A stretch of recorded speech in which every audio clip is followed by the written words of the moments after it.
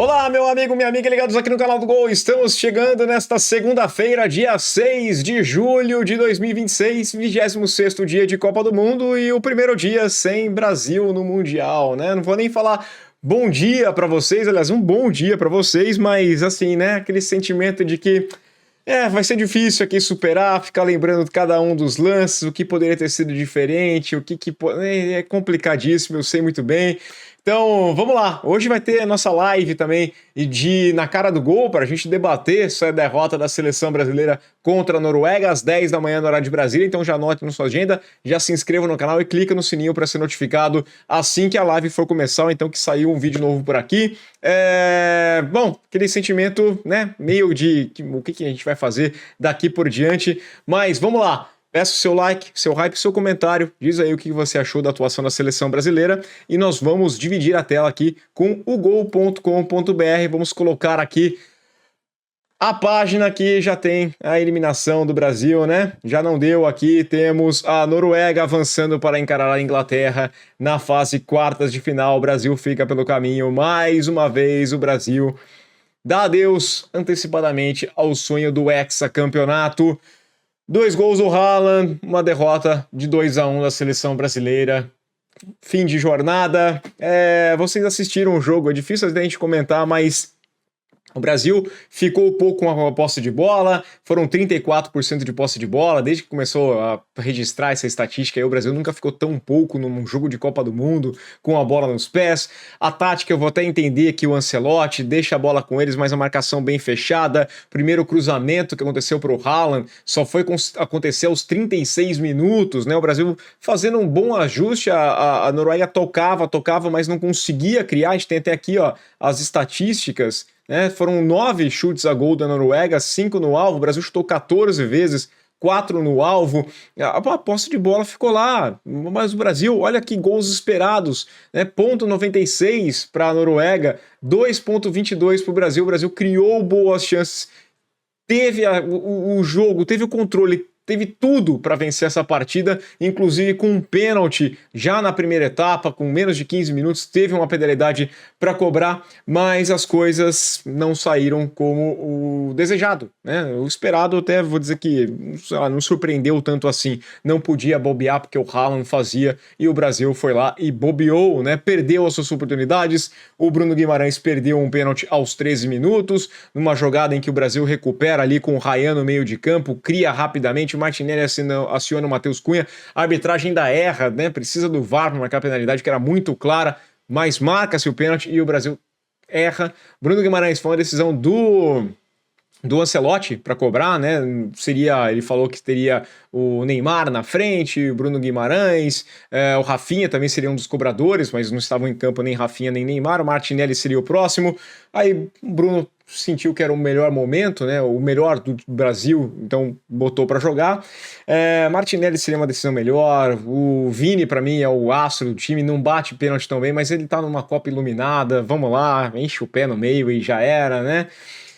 Bom, o que acontece? Entrou no segundo tempo o Endrick, perde uma grande chance, o Brasil acabou fazendo só 4 substituições, ficou meio desequilibrado na reta final, e aí é pelo lado direito, né? Quando ele tira ali o Endrick, que estava com uma referência mais no meio, que perde essa chance, coloca o Neymar em campo, o Neymar entrou, estava 0-0 ainda, entrou aos 67, né? Aos 22 do segundo tempo, e o Brasil acaba levando o gol aos 34 minutos da segunda etapa, quando estava desequilibrado do lado direito. O Endrick dá um bote, não funciona, o Brasil toma um cruzamento, e aí o Haaland faz o que tem costumado fazer com o Gabriel Magalhães, né, entre Arsenal e Manchester City, vence o duelo pelo alto, dá aquele encontrão ali e cabeceia, faz 1-0, o Brasil ainda tem a chance da igualdade. Casimiro, para mim, toma a decisão errada, bateu direto pro gol, enfiou uma bomba pro meio, a bola saiu pela lateral. Se ele cruza, se ele dá um toquezinho um pouquinho mais leve, tinha até o Neymar ali no meio, poderia ter sido um empate. O Brasil criou oportunidade, poderia ter conseguido essa igualdade.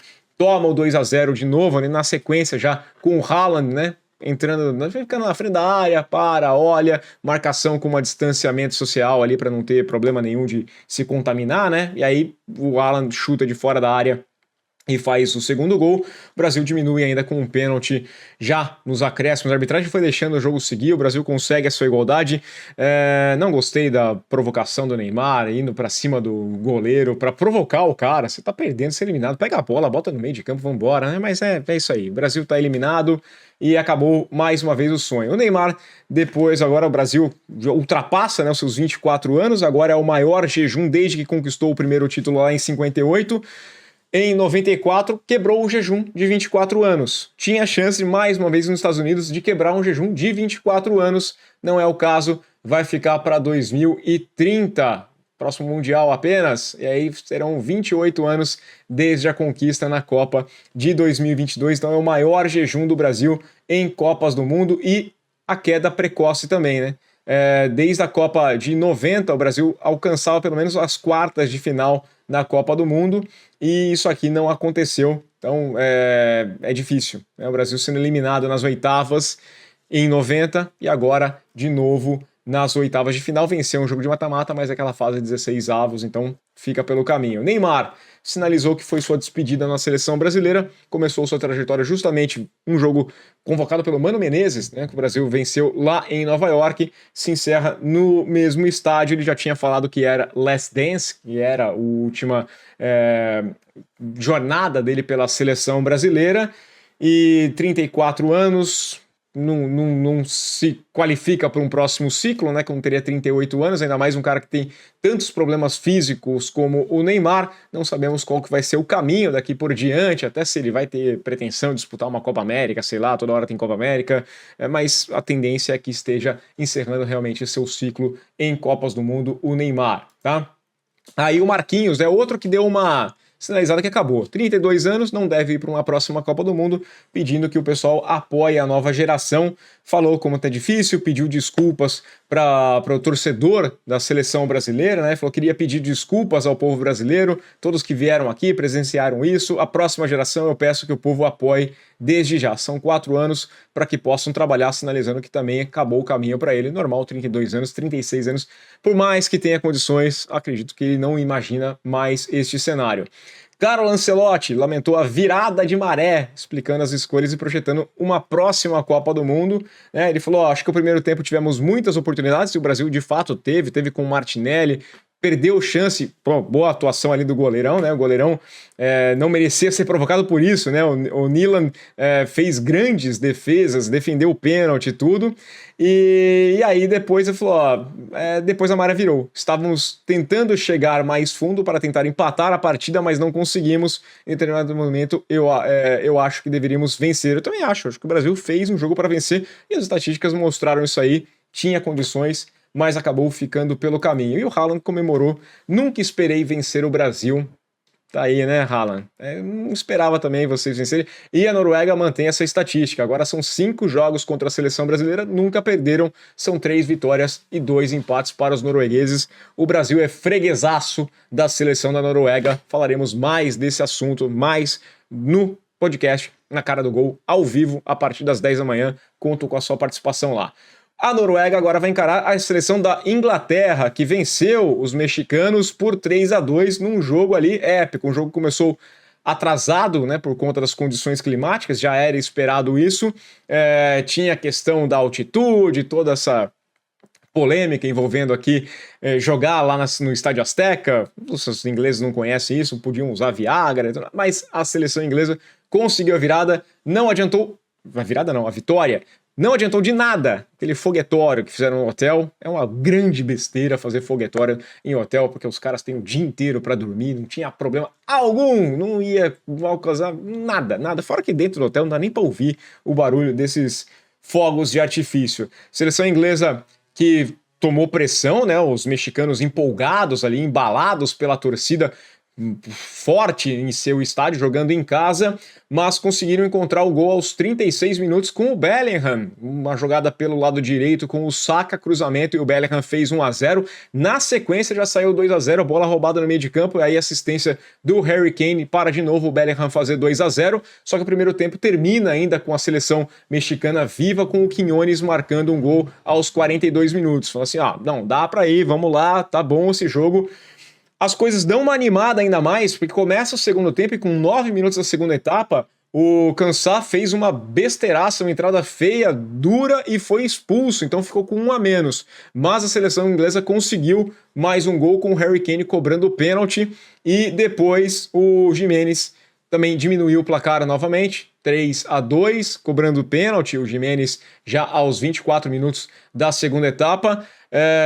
A seleção inglesa se segurou no final e conseguiu a classificação, vai encarar a Noruega, mais um anfitrião eliminado, né? O Canadá já foi eliminado, a seleção do México agora também eliminada, restam os Estados Unidos, que vai ser assunto polêmico para daqui a pouquinho, tá? Porque os jogos de hoje, nós teremos um duelo ibérico entre Portugal e Espanha, muita expectativa para esse jogo, tem rivalidade, os times que decidiram recentemente a Liga das Nações, com o Portugal levando a melhor, é um jogo com muita expectativa. Portugal que vem de um jogo épico contra a seleção da Croácia, a Espanha passeou contra a Áustria, teoricamente está mais relaxada, e é claro, referência Cristiano Ronaldo, né, que vai ser titular mais uma vez, muita discussão sobre o Robozão ser titular ou não, se ele ajuda mais começando o jogo, seria a melhor opção para o meio da partida. O Oyarzabal é o destaque dessa partida pela seleção espanhola também, porque está fazendo gol um atrás do outro, são 4 gols na Copa do Mundo já. Lamine Yamal mais uma vez titular, agora recuperando aquele ritmo, né? Ele começou lesionado, tá ganhando ritmo, esse jogo promete ser dos mais interessantes a partir das 4 da tarde de Brasília, transmissão geral, Globo, SBT, Sport TV, GE e Casa TV, claro, em tempo real, aqui também em ugol.com.br, acompanhando lá com as estatísticas, as informações. E aí teremos, na sequência, às 9 da noite, transmissão exclusiva da Casa TV e acompanhamento aqui de ugol.com.br, o jogo entre Estados Unidos e Bélgica, né? Esses dois vencedores de hoje vão se encontrar nas quartas de final, né? Sai de um lado Portugal ou Espanha, vai encarar quem passar de Estados Unidos e Bélgica. Estados Unidos, o último anfitrião a jogar a Copa do Mundo, ainda vivo, né? Podendo chegar às quartas de final, porém com uma polêmica tremenda já antes do apito inicial dessa partida, porque teve uma intervenção de Donald Trump, presidente dos Estados Unidos, com Gianni Infantino, cobranças com relação ao Balogun. Balogun foi expulso pelo Rafael Claus na partida contra a Bósnia e Herzegovina. Para mim, expulsão equivocada, a expulsão não era para ter sido, foi um exagero do cartão, era cartão amarelo, mas o árbitro, autoridade máxima em campo, apitou, o VAR referendou e é automático, tá expulso, não pode jogar. Mas aí rolou uma política, né? E o Balogun foi liberado. A gente tá lembrando isso aqui, ó. Isso aqui é final de Campeonato Brasileiro de 97. Isso aqui é Brasilzão anos 90, campeonato, sabe, estadual dos anos 90. Um nível baixíssimo, o cara tá liberado para jogar. Não faz o menor sentido. A Bélgica está reclamando, obviamente. Acho que todas as seleções ali estão meio sem entender. Abre um precedente perigosíssimo, porque, cara, é lamentável, mas aqui não é vermelho, é autoridade máxima. Então, Rafael Claus tem que ser expulso da Copa e também foi tirado, né? Quase falei uma besteira aqui, mas acabou a carreira do Rafael Claus, não é mais árbitro FIFA, não tem mais como, perdeu completamente a autoridade, o respeito, não tem mais absolutamente nada. Estados Unidos vai jogar contra a seleção da Bélgica, a Bélgica que perdia até aos 41 do segundo tempo para o Senegal, conseguiu a virada depois na prorrogação, vai ter essa partida contra a seleção norte-americana do Maurício Pochettino, com o Balogun lá no ataque. Empolgação, esse jogo acontece em Seattle, a torcida lá em peso. E como é que a arbitragem entra para esse jogo? Como é que vai, né? Tá tranquilo, cara? Como é que o árbitro vai entender que ele pode apitar essa partida sem problema algum? O que ele vai tomar de decisão? Vai marcar um pênalti contra os Estados Unidos? Cara, essa Copa do Mundo ficou um pouquinho complicada. E ainda mais complicada pra gente, já eliminados. Então, o Brasil eliminado. Conto com a sua participação aqui em ugol.com.br a partir das 10 da manhã. Nosso podcast Na Cara do Gol. Deixa aí o seu like, o seu hype, o seu comentário. E valeu. Aquele abraço.